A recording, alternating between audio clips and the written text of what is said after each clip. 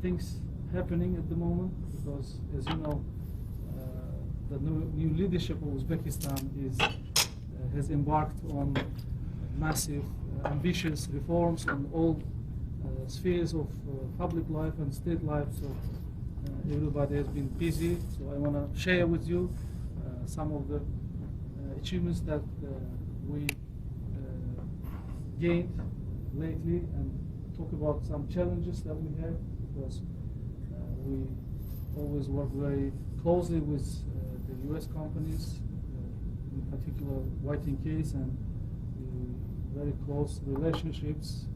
I welcome the opening of the representative office of Whiting case in Tashkent. I think this is very good news for Uzbekistan, because as a country we are very interested to attract more foreign direct investments. And if the US companies see their law firms in Uzbekistan, they feel comfortable, because if the lawyers are there, then the investors can come, and it shouldn't be a problem. So we welcome that move, and we encourage other US companies to come to Uzbekistan and have their subsidiaries and operations there. If I start with, if you allow me, this is of course very embarrassing, but there was a gap between the state bodies and people, and the new president has made the civil servants to come out of their offices and go to rural areas and talk to people and learn about their needs and work for their benefit. So this is one of the really unique practice, and you cannot find it anywhere in the world, because I was studying about this unique system and I couldn't find it anywhere, because he opened his offices, president's offices, in 200 districts of Republic. This is something really new. No other president opened any of his offices in rural areas. So 200 president's offices, just for listening to people's needs, for petition, for coming up to the state bodies and asking about assistance in all questions, starting from social welfare, protection, gender issues, medical issues, so all kinds of issues. So this led to, all resulted in the adoption of 5-year development strategy program that we currently running.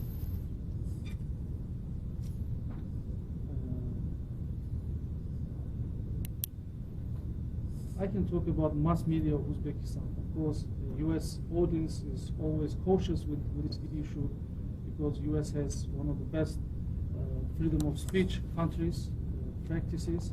So Uzbekistan is also moving in this direction. The social media has become really popular. For the only 1 year, the number of people using social media, Facebook, exactly, particular, 5 times, multiplied by 5 times. 20 million people using internet now. So this is also something really big phenomenon for Uzbekistan. So we started broadcasting live. Of course, this is not, I mean, it's just an easy case in the US, but live broadcasting and inviting government officials for talk shows, asking them really harsh questions. That has become part of daily mass media's practices now. Of course, there are many other issues ahead and challenges. Sometimes the journalists are not very skilled, so the problem with human resources is a big problem now. I want to talk about forced labor, because this is also a great interest in Western audience. If you look at forced labor, it was something part of Soviet legacy. Soviet times, people would consider this as patriotic movement, to go out and working in the fields, show his patriotic feelings. but it led to really harsh results. So the president openly started addressing this issue, and he talked about this problem in UN General Assembly speech. He actually talked about the problem that we have and the measures that we're taking to eradicate this problem. And the International Labour Organization already recognized the outcomes of our efforts, because the child labor is no longer used and totally eradicated, and this is not a problem anymore for us. And so this problem is also being addressed openly, and this is something that the Uzbek nation and young government can be proud of, because it has been there for years, and it's only been 1.5 years since the new leadership. So this is something that I want to convey to you, that because it concerns the investors. When they come to Uzbekistan, they look at this and they blacklist the countries where forced labor is used. So this is very important for us, for Uzbekistan. And one more issue is the criminal justice system. We have many challenges in this sphere. Ms. Lam knows about our problems, the level, the standard of proof, the evidence system is totally, and if I want to be frank, there are really systemic problems with that, and the judges' independence. So we're also addressing this issue, and we're introducing new measures to make judicial system independent. We introduced lifetime appointment of judges. So we're doing totally distinguishing and dividing the executive branch from the judicial branch, so the executive branch doesn't interfere into the work of the judiciary now. So a lot has been done in this regard. We created new Supreme Judicial Council who oversees the issues of appointment of judges. Also a new step in this direction. Another topic that I want to raise is civil society. Civil society is one of the great movers of development in the Republic.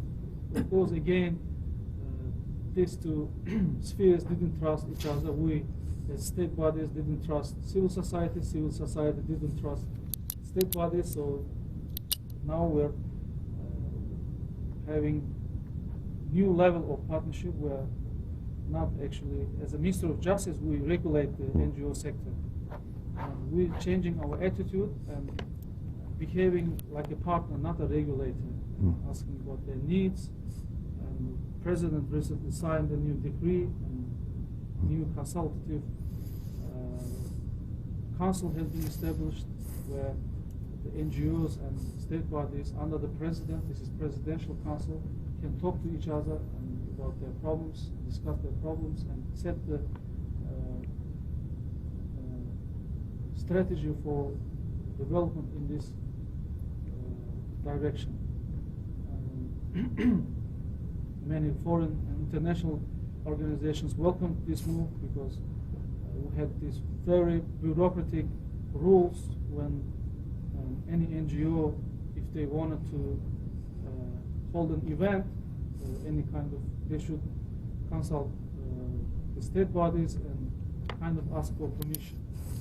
So this has been like for years, and so we had enough. But this kind of measures are okay in many countries, and the NGOs should get the consultation for every event. So we set up this system and introducing new electronic system of registration, of reporting systems. So everything is going to be now based on electronic system. So this is one of the achievements lately, and your friend Musha Sever, she has very welcome, and this move because she herself had many problems with this with regulators, so it wouldn't be the case anymore. So this is, I would state that one of the really good results. Another thing, corruption. Corruption is, of course, eating the society.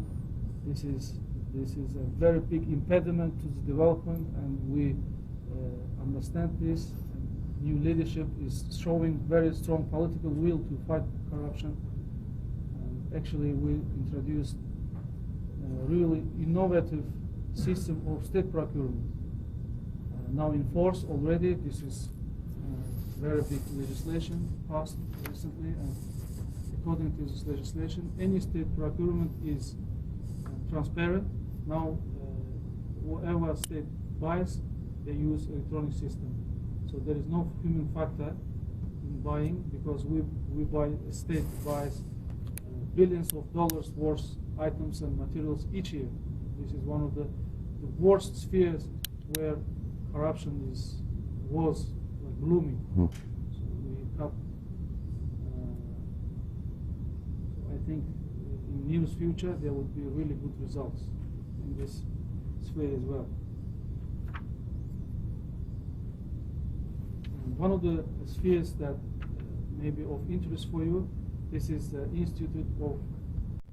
Hi, my name is Peter Samler. I'm the Chief Executive Editor of Capital Intelligence Group. One of our services is called Capital Intelligence Greater Central Asia. So we do a larger Genghis Khan universe from Ukraine, Kazakhstan, Tatarstan, Hungary because of the ties, because this is one of the most dynamic investment markets. If you see Kazakhstan, our readers are very excited about investment in Uzbekistan. You're coming in late in the game, which makes it the most interesting market. To use a good old emerging market joke, how do you avoid giving economic aid to Switzerland? I.e., how do you make your deal flow that the money that comes into Uzbekistan stays in Uzbekistan? Because in Russia, if you do a deal, you have to set up the company in Virgin Island or somewhere else. You can't do it in Russia. It's very inefficient. It means you got all this like offshore garbage like Panama, which, one, you don't get OPEC financing or EBRD guarantees, and secondly, with your privatizations, you have these upcoming privatizations. I congratulate White and Case. I worked with you guys in Eastern and Central Europe. I opened all these markets like Poland, Czech Republic before anybody wanted to go. Because nobody likes your market because you're too small. Yes. Because you have a $50 million deal size. That's boring. But that $50 million deal size is a $500 million deal size in 5 years. So how are you going to do that? Because you got cotton, you got mining, you got very good private sector businesses, and now I'm amazed. You had a human rights conference yesterday, sponsored by your government. And here you're talking about corruption. Let's call it inefficiency. How do you make your market more efficient? Yes. This is very important question. I want to answer that in that way. We have problems with offshore companies because for years Uzbekistan didn't have free convertibility of the currency. If investor comes and puts his own money into the market, and then he couldn't take his money back because he couldn't do it legally, so he would use all these illegal means of getting the money back. So what new leadership has done is introducing the free convertibility of the currency, and it is working very well now. So this is one of the biggest issues for any investor. And second, even if you have very good currency system, you cannot avoid black market because of your tax system. Taxation problem is very immense in Uzbekistan.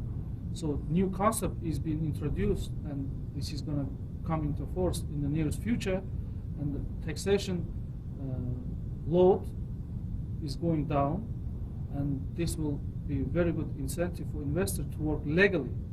Because if you work legally at the moment with this taxation system, you're going to lose your money, because even for instance, for advocates, they pay 53% of their income for taxation. That's why they don't show their real profit. So this is one of the problems, and we're addressing it. And in the nearest future, this problem is going to be solved. And corruption is a very big issue in terms of attracting FDI, because where there is a corruption, investors wouldn't come. I mean, real investors, of course. There are some black investors who can come anywhere if they see really good spheres, like in oil industry, maybe, I don't know.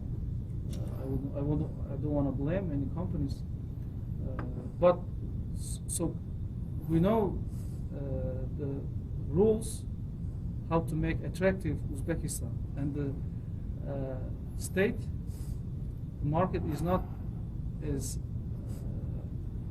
small as you're saying, because this is the most populated Central Asian country, and we have all the Central Asia and Afghanistan. Yeah, I know. Very close to us. So this is very. No, I'm saying the market, your initial deal values are going to be small. Like I had a problem in Hungary because we were just selling Hungarian chicken farms for $5 million in like 5 years before you. So your first initial deals will be small, and then they'll get bigger and bigger. You don't get the $1 billion ticket. Yes, FDI, I understand it will be this case. But when there is a state-backed investment, yeah, then we have really big deals, billions of dollars. Russian investors, last year they invested in plant $105 billion. It was one of the oil refinery plants, Lukoil. So when we talk about the state-backed investments, and we have very many partnership programs with EBRD, with ABD, with World Bank. So this is all happening. But there are problems, challenges, of course, in terms of legal certainty, because investors want to see legal certainty, stability of the legislation. So these are issues, challenges we're working with. What else investors need? Tell me. No, they need a certainty that their investment's going to be fine.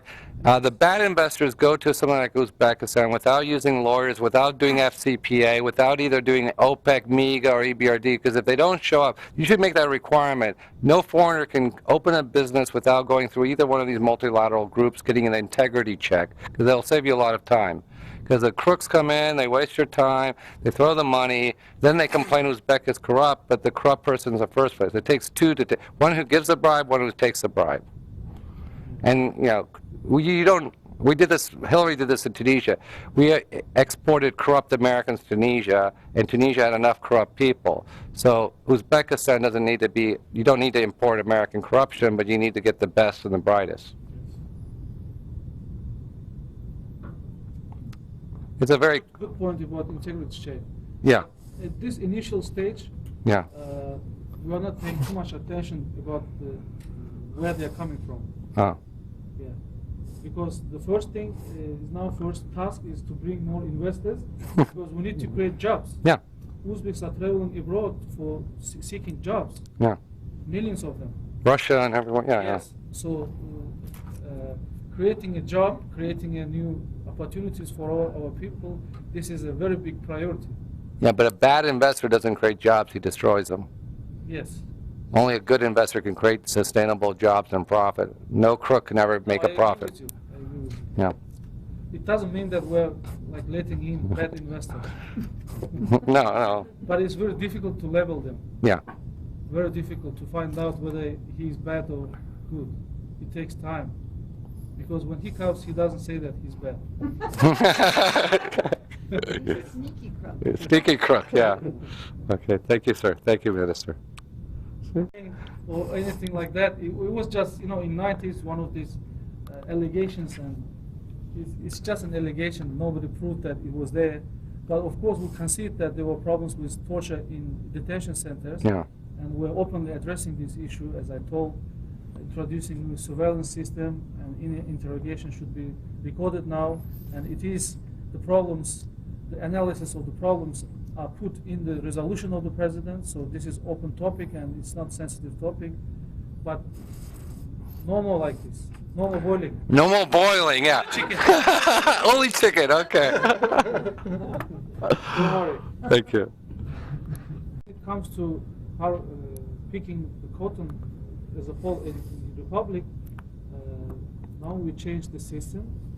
We're giving away the fields to the private sector. Okay. So they're organizing it. Oh. They're paying more money than before, and people are coming voluntarily Oh. to work in the fields. And state created a special fund for this and Yeah. gave $100 million to pay the people if they come to pick the cotton.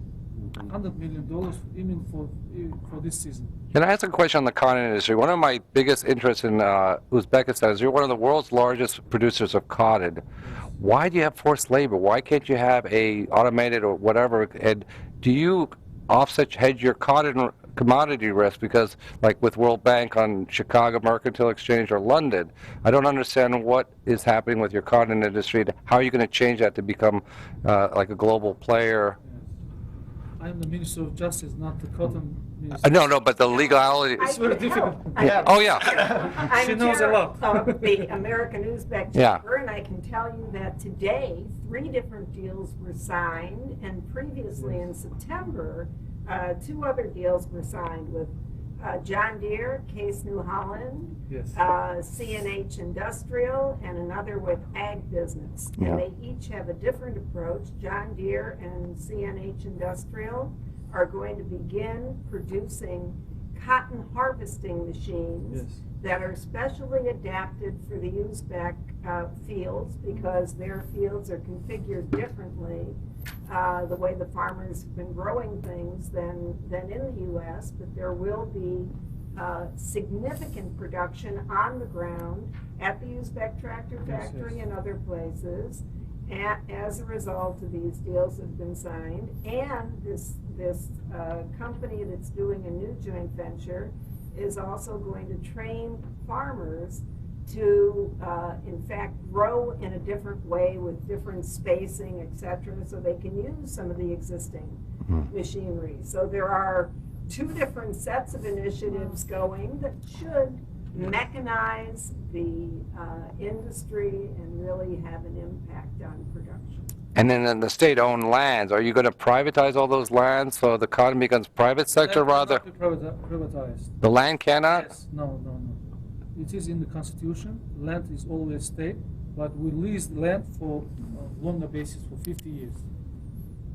So can I be a cotton farmer in Uzbekistan and trade my output on the Chicago markets? Is that possible yet? Because if you do not hedge your future output, you're always going to have budget problems. Mexico does it with oil. We do it in America, in the Chicago Mercantile Exchange from Memphis, all the greatest cotton industries. I'm not sure if Egypt does how much they do, but that's something that you'll need to, at some point, That's something that we're doing at the moment. to figure out how to. Private enterprises coming, they grow cottons and sell their cottons. Yeah, but yet. They produce, they make materials, etc. So this is the case at the moment. At the case. Yes, you Okay. can come and do it. Yeah. All right. Minister of Justice, because we ourselves render services to public. We work with public, so when they have problem, that's why we set up new schemes to complain, and we have Facebook groups. We call it Dialogue with Justice. So people complain, and this is very open. Have you gotten cases from activity that you've seen in social media? Has it inspired prosecutors to investigate cases? Yeah, of course. Yeah. Because it is in my best interest to react in these kind of situations, because otherwise they'll criticize me. So there are many cases when we punish our workers for their wrongdoing, and sometimes we refer the cases to prosecutors, and they just get punished for that. Yes, each year. I mean, because of this new movement, because of this new dialogue with people, the society has transformed, and it is real.